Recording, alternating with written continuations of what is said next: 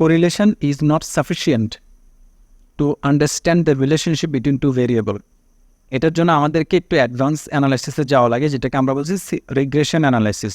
আবার regression analysis হচ্ছে দুই ধরনের, একটা হচ্ছে সিম্পল রিগ্রেশন অ্যানালাইসিস আর একটা হচ্ছে মাল্টিপল রিগ্রেশন অ্যানালাইসিস। তো সিম্পল রিগ্রেশনটা আগে দেখি। রিগ্রেশন অ্যানালাইসিস হচ্ছে used to develop an equation to express the linear relationship between two variable. তো আমরা কোরিলেশনে দেখেছি যে আমরা কোরিলেশনে দুইটা ভেরিয়েবলের মধ্যে রিলেশনশিপ, এই রিলেশনশিপটাকে আমরা লিনিয়ার রিলেশনশিপ বলি আর কি। হ্যাঁ, লিনিয়ার মানে হচ্ছে রিলেশনশিপটা এক পাশে যাবে, হয় বাড়বে না হয় কমবে, এটা হচ্ছে লিনিয়ার, একমুখী হবে, উল্টাপাল্টা টাইপের হবে না। যেমন নন লিনিয়ার রিলেশনশিপ কি, যখন আমরা যদি এভাবে একটা কার্ভ হয়, দুইটা ভেরিয়েবলের রিলেশনশিপটা ধরেন এরকম এরকম, এটা হচ্ছে এক্স, এটা হচ্ছে ওয়াই, তাহলে এটা কিন্তু লিনিয়ার হয় না, অর্থাৎ একবার বাড়তেছে আবার সমান আছে আবার কমে গেছে, তাহলে আলটিমেটলি এদের রিলেশনশিপটাকে প্রেডিকশন করা যাবে না, যেহেতু এটার মধ্যে কোনো ট্রেন্ড বাড়ছে বা কমছে, একটা কনসিস্টেন্ট কোনো ট্রেন্ড এখানে দেখা যাচ্ছে না, এই কারণে আমরা এটাকে নন লিনিয়ার বলছি। তো রিগ্রেশন কোরিলেশনের একটা শর্ত হচ্ছে রিলেশনশিপটা দুইটা ভেরিয়েবলের রিলেশন লিনিয়ার হওয়া লাগবে, অর্থাৎ একটা ট্রেন্ড থাকা লাগবে, হয় বাড়তেছে না হয় কমতেছে অথবা সমান আছে, এরকম একটা ট্রেন্ড লাগবে, উল্টাপাল্টা রিলেশনশিপ থাকলে চলবে না। আর রিগ্রেশনের কাজ হচ্ছে একটা ভেরিয়েবলকে ইন্ডিপেন্ডেন্ট ধরা আর একটা ভেরিয়েবলকে ডিপেন্ডেন্ট ধরে তারপর অ্যানালাইসিস করা, এটা হচ্ছে রিগ্রেশনের কাজ।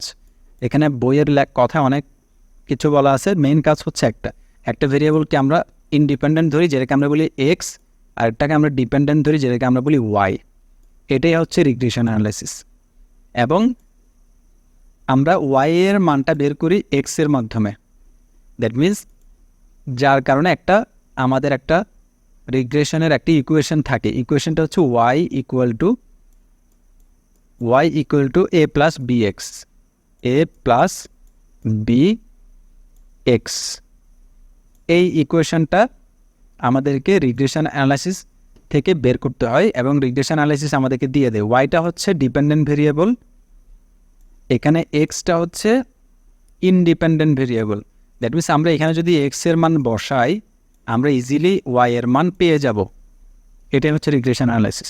আর এ এবং বি, এখানে এ আর বি এর মান দেওয়া থাকে, এর মান বি এর মান কি থাকবে, দেওয়া থাকবে। কোথায় দেওয়া থাকবে, রিগ্রেশন অ্যানালাইসিসের যে আউটপুট, ওই আউটপুটে দেওয়া থাকে। ঠিক আছে, এখানে বলা আছে ওয়াই হচ্ছে ডিপেন্ডেন্ট ভেরিয়েবল, এক্স হচ্ছে ইন্ডিপেন্ডেন্ট ভেরিয়েবল।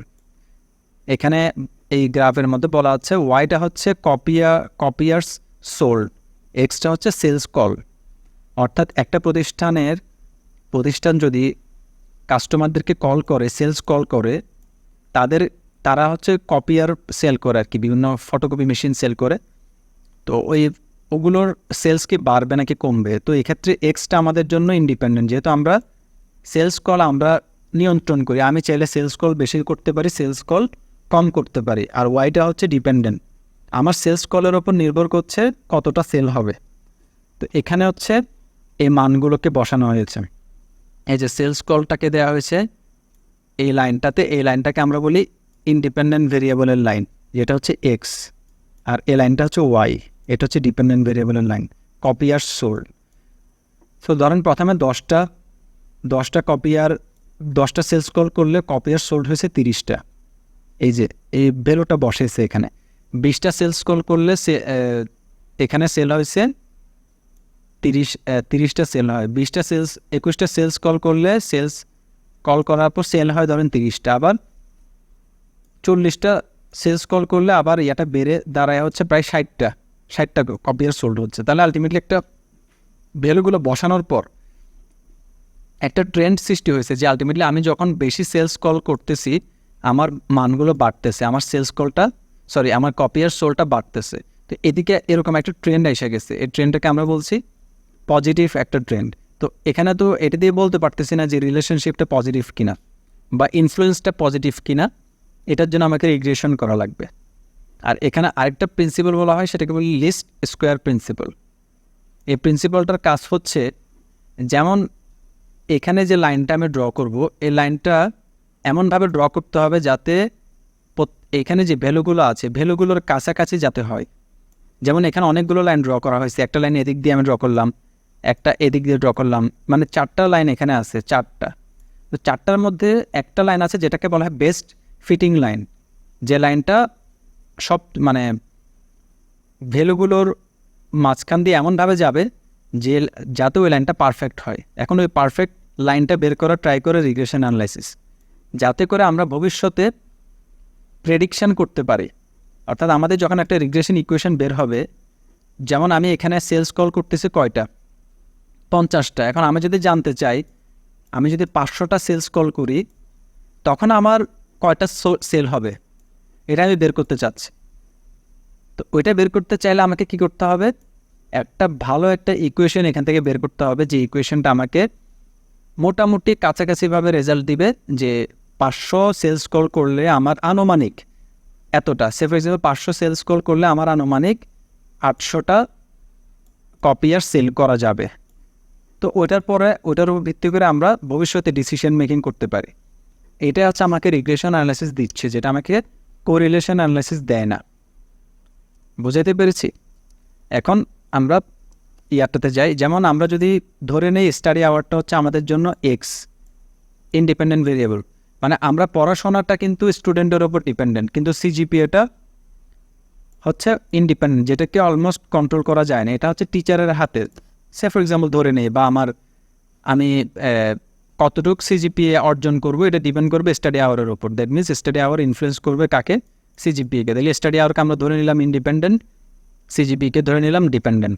এখন যে স্টুডেন্টটা 1 ঘন্টা পরে তার সিজিপিএ হচ্ছে 3, যে স্টুডেন্টটা 3 ঘন্টা পরে তার সিজিপিএ হচ্ছে 3.2 এর কাছাকাছি। মানে এখানে ভেরিয়েবলের আন্ডারে যে স্টুডেন্টের সিজিপিএ এবং স্টাডি আওয়ারগুলো আছে, এগুলোকে প্লট করা হয়েছে। এটাকে বলা হয় স্কেটার প্লট, এটাকে বলা হয় স্কেটার প্লট বা স্কেটার ডায়াগ্রাম। এটা হচ্ছে আপনাকে ভিজুয়ালি শো করবে রিলেশনশিপটা কেমন।